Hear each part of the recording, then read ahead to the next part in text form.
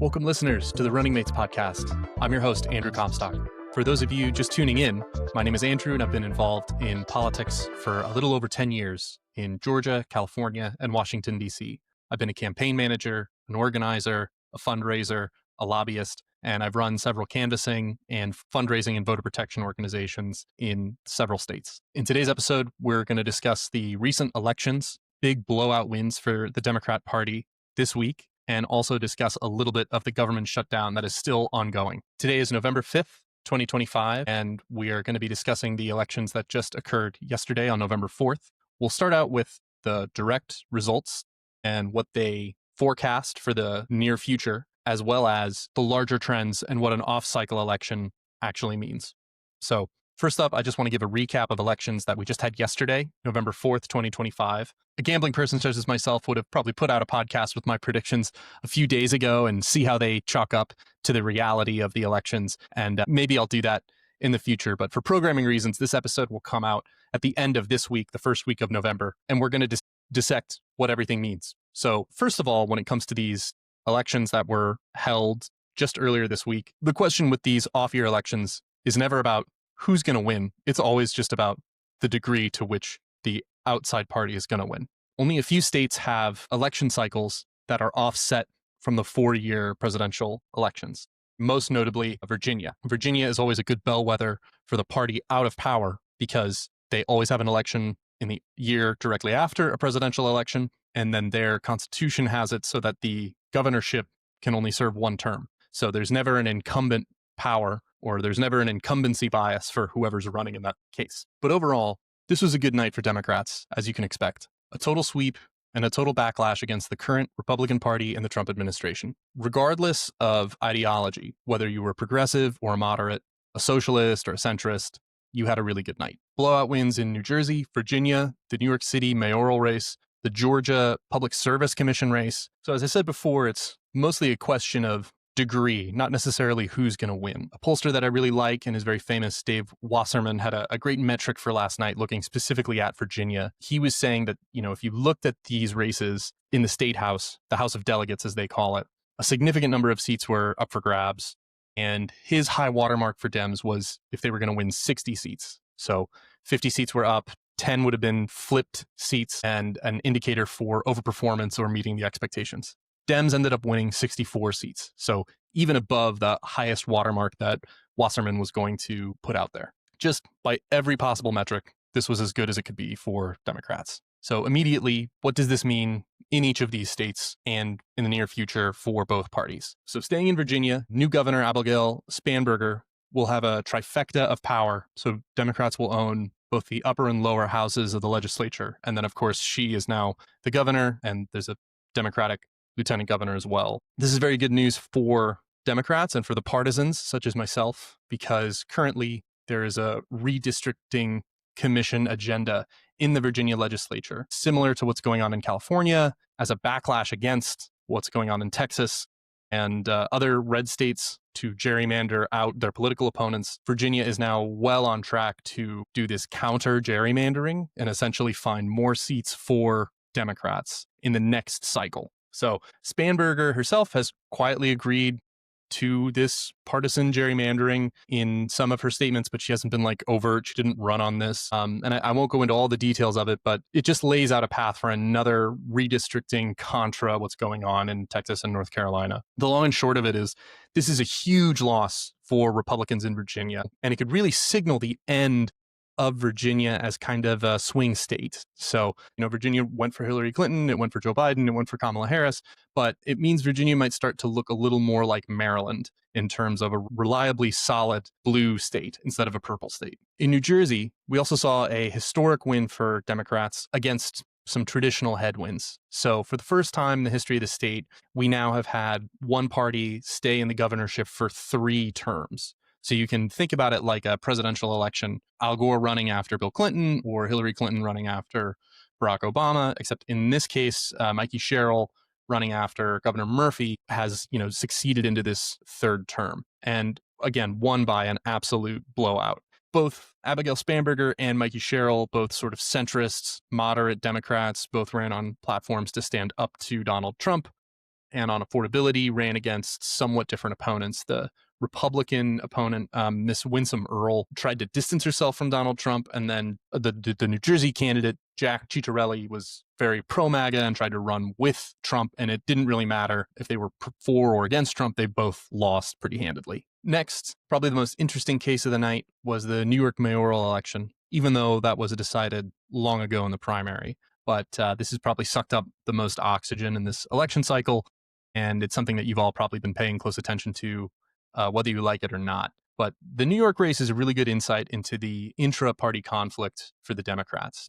Basically, Zohran Mamdani is this upstart member of the New York House. He ran as a Democratic socialist and a progressive, polled at 1% when he stepped into the race, ran a very aggressive campaign focused on affordability and livability in New York City, and then ended up surprisingly winning the Democrat primary handedly. The fact that that primary didn't go into a runoff itself is very telling. And if you were watching that race, you knew he was going to win. If you win that Democrat primary, especially without a runoff, it's more or less get your ticket punched. You're going to win in the general, despite a massive campaign to try and stop that. So that's kind of the story here. Young, progressive, incredibly popular, charismatic candidate. His opponent, Andrew Cuomo, this sort of scandalous and reviled person who lost in the primary, refused to sort of accept defeat, and then ran again as an independent in the general election. Cuomo couldn't pull out a win a second time, even though he lost horribly in the primary election and had a lot of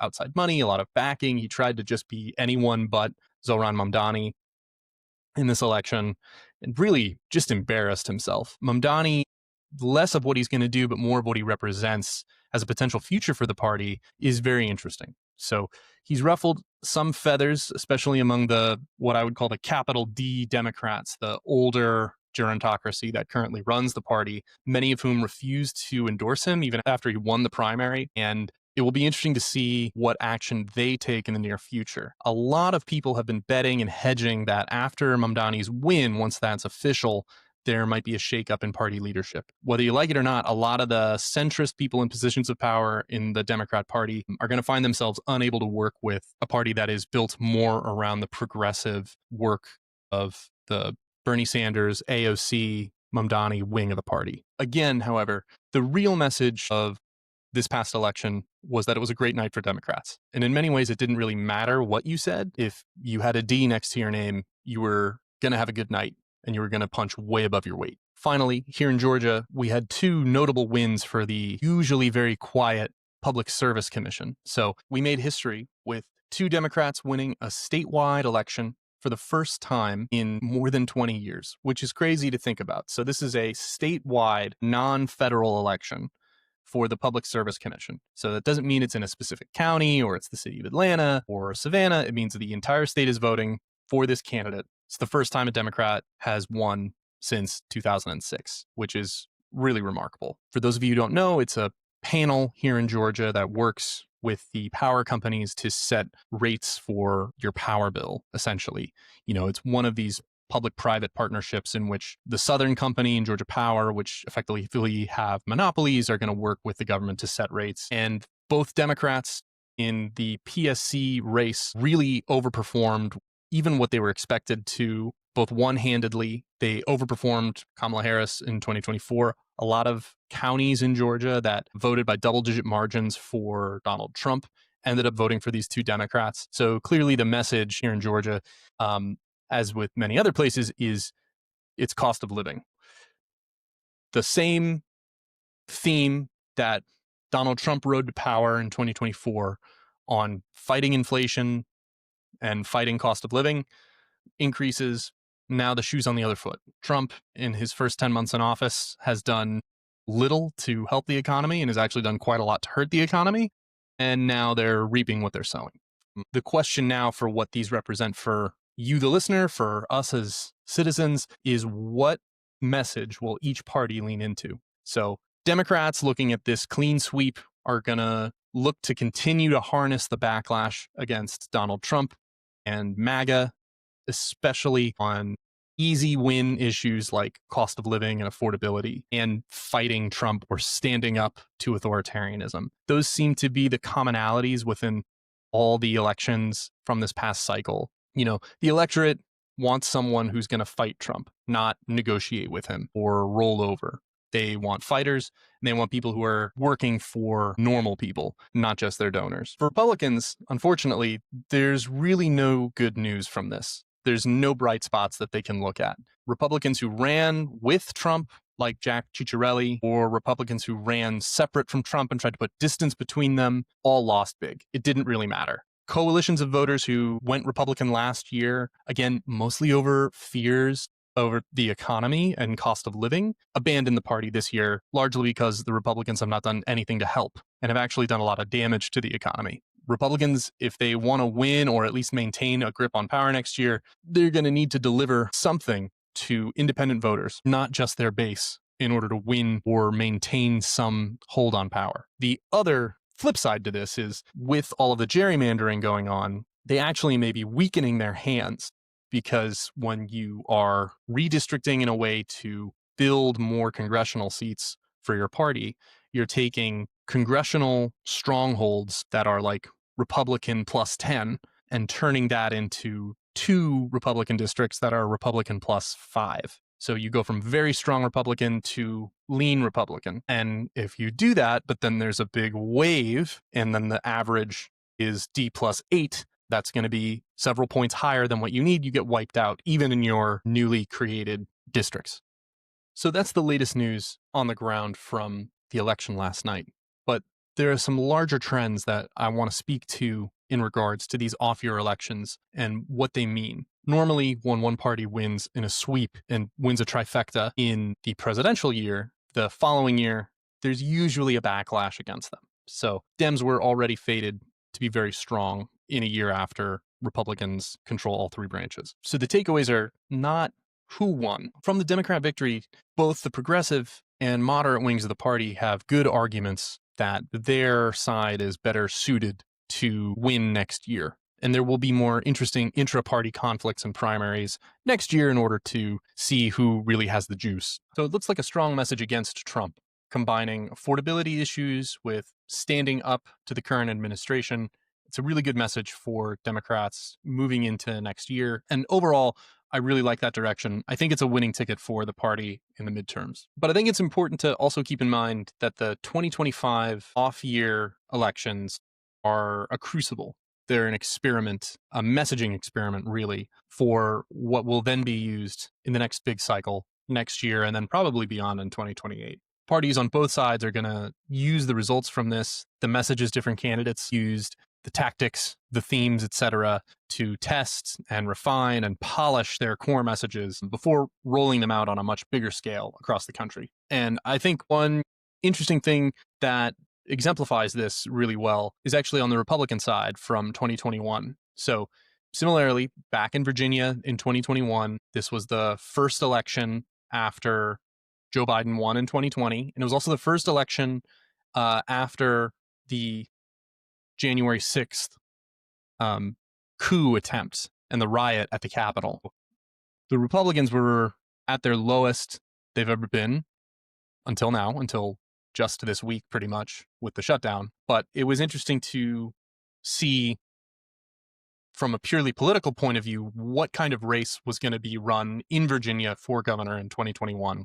And at the time, Glenn Youngkin, who won that race, he beat Terry McAuliffe by a very slim margin in 2021, ran on a campaign platform that was focused not on Donald Trump and not on economic issues, but on culture war issues. The big messaging coming from the Youngkin camp, which combined his personal charisma and affability and sort of friendliness. He kind of put himself out there as like a friendly dad type character with pretty vile culture war issues. So the big messages of his campaign at the time were sort of a parents' rights agenda when it comes to school choice and preventing children from being indoctrinated into left-wing ideology. So that was his like pitch. And if you look at what was being said in 2021, the main talking point that they kept going over was critical race theory. So critical race theory over and over and over again. And there were big think pieces as to what that actually means in the New York Times and in the Wall Street Journal. And, you had some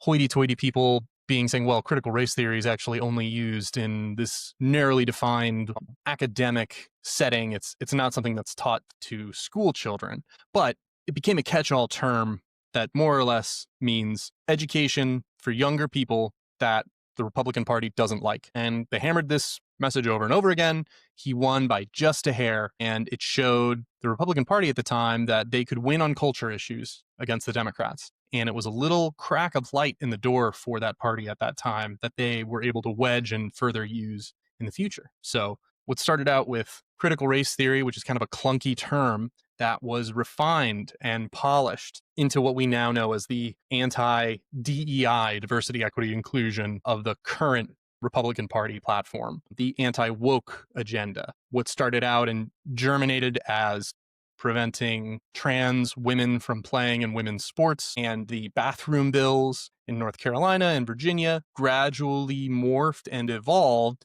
into something that I wouldn't say is more palatable, but is something more effective. So there's a direct through line between these critical race theory 2021 campaign platform of Virginia Governor Glenn Youngkin all the way through to the 2024 Trump campaign ad that said, Kamala Harris is not for you. Kamala Harris is for they/them, which was, a ridiculous ad, but ultimately very effective for the Republican Party in winning votes on these culture war issues. So if we take that as a parallel for what the Democrats are probably going to do next year and then in the next 4 years, they see cost of living, affordability, having a spine and a backbone, being, pugilistic and fighting for what's right, not negotiating with MAGA terrorists. They're going to take those concepts and refine them more and more. And then we'll probably see a really succinct punchline that's used by all Democratic candidates or many Democratic candidates in the future. And I think that's the right move. I think that's the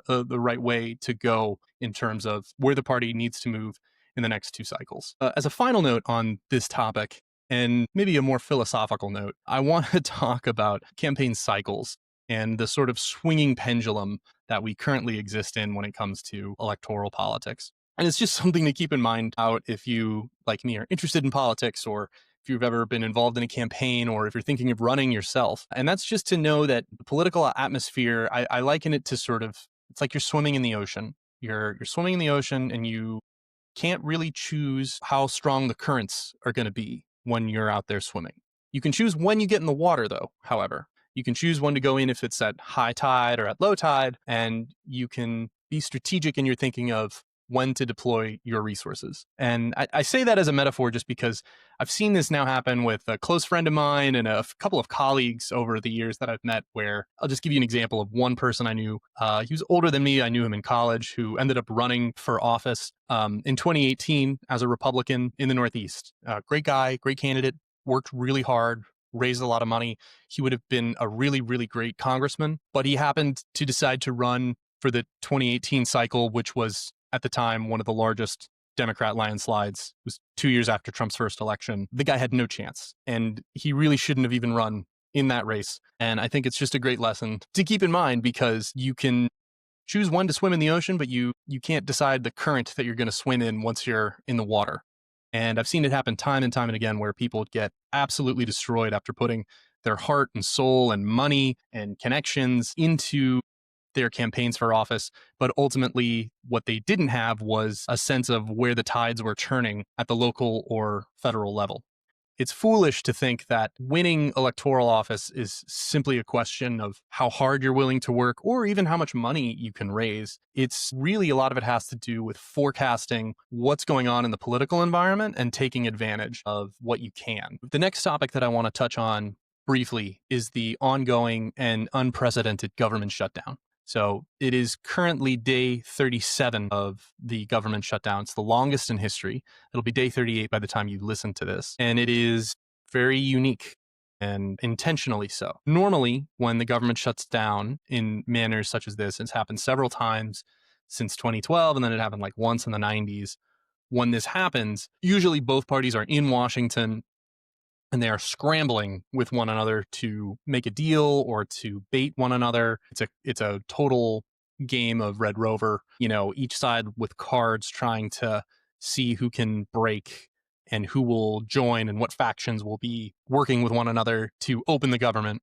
But that hasn't been happening. Since the shutdown started on September 30th, Mike Johnson, directed by Donald Trump, has dismissed the House of Representatives and has sent everyone home. So the result of that is that there's been no formal negotiations. There's no public hearings. Democrats can't even convene in the chamber. So everything, if there were negotiations going on, everything would have to be like over the phone or a private meeting. You wouldn't have what we would normally see, which is like, Mike Johnson calling for votes for cloture, losing those votes, but like trying to make a big deal out of opening, you making a big fuss out of it. And I think this is a big political mistake for the Republican Party, because it's very clear that Mike Johnson has totally abrogated his responsibilities to Donald Trump, and Donald Trump just doesn't care. He doesn't want to negotiate with anyone. He wants people to do what he tells them to do. And I think that's the ultimate goal of Donald Trump in this shutdown. He wants to run the country like he ran his companies, which is by fiat. He'll tell people to do something and they do it. But I think we're close to a turning point, especially after this election on Tuesday. There has been a shift in the news. So Democrat leadership, Chuck Schumer in the Senate, Hakeem Jeffries in the House, are set to meet with Donald Trump this weekend. Funny enough, they're actually just meeting with Trump. They're not meeting with Mike Johnson. So again, you just see who has the real power here. I've seen some stuff online where people are criticizing the Democrats for trying to negotiate. They want them to stand strong and let the Trump administration crumble as things get worse and worse for people. But I actually think this is a pretty smart move for Schumer and Jeffries. They're basically going to go to Trump and they're going to argue, we just want a landslide. The people's will is behind our demands for healthcare, et cetera, et cetera. So it's time to reopen the government and agree with us on these outstanding items. And I think Trump will probably agree to that. He'll probably see that he can say yes to Schumer and Jeffries, agree to it, and then pivot and try and take credit for solving this crisis. While a vote to open the government is very likely, and I think will probably happen maybe as soon as this weekend, right now, what Trump wants himself, and he stated this, is what's known as the nuclear option. Trump wants to end the filibuster in the Senate rather than negotiate or give anything to the Democrat Party. By ending the filibuster, it means that you would no longer need 60 votes to pass legislation, but you would only need 51 votes. And if you lower that threshold, the Democratic no's in the Senate no longer matter. This is the nuclear option that you often hear about, would circumvent Democrats entirely. If this happens, it opens the door for a big backfire on the Republican Party in the coming cycles. In the future, when Democrats take back power, they would be much more able to pass a very liberal agenda without any considerations for the Republican Party if there is no filibuster. So a lot of the current Republicans are very squeamish about this, but not so much that they're going to do anything about it. This is just to say, in my opinion, this shutdown is more about Trump consolidating power in the presidency and away from Congress, just to rule by fiat.